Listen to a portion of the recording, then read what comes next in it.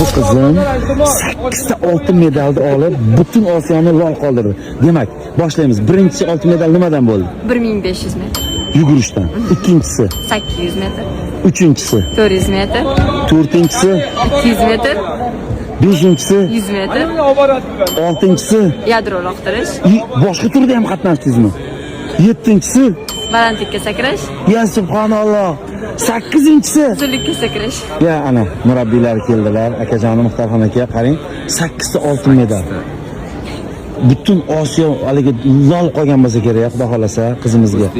Ko'z tegmasin. Hammasi muhtaram prezidentimizni sportga berib turgan imkoniyat natijasi.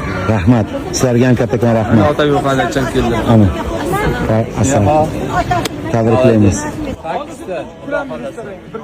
Ardın shunaqangi O'zbekistonimiz madhiyasini butun dunyoga yangratib, bayrog'imizni hammadan baland ko'tarib yurish sharafi sizga davomiy Xudo xolasa Xudo nasib qilsin.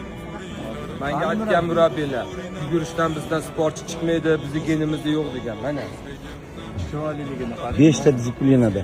Eng muhimi 8 marta butun stadionni tikka turib madhiyamizni tinglashga majbur qilgan qizimiz. Barakalloh, otangga rahmat. Los Anjelesda hali buni davom ettiradi.